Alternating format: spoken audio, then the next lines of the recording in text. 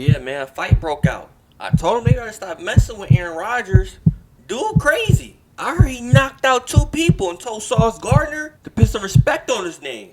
Hey, the Jets, they tripping. Hey, okay. It's a good day to talk some football. The Jets had their first open practice of training camp on Saturday, and it was in front of a sold-out crowd. Probably more fans than their regular football games. Multiple altercations broke out though, and I heard there was 2 fights. Now, a fight amongst teammates, it could be a bad look, but it's really not uncommon, especially in training camp. I mean, you got players battling for roster spots, and if you really think about it, fights could be a good thing. A fight could be like a match thrown into some gasoline. It could bring fire to the team. That energy is sometimes needed, especially when you're not a good team. I mean, you think about it.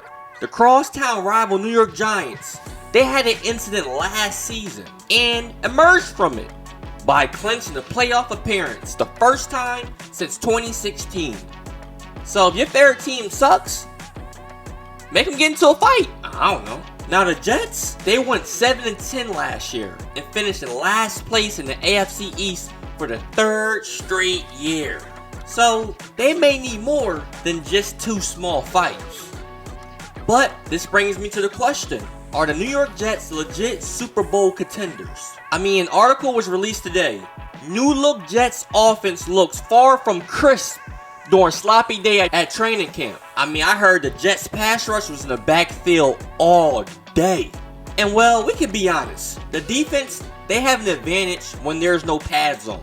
But even with that, word on the street is the Jets, they was looking quick out there on the edge. And that they also feature a battle between star cornerback Sauce Gardner and #1 wide receiver Garrett Wilson. Now, the offense, they lost this rep, as you can see. And to make matters worse, they lost a day. I mean, they look plain sloppy out there. There were penalties, drop passes, and a lot of footballs on the ground. That's not Super Bowl material.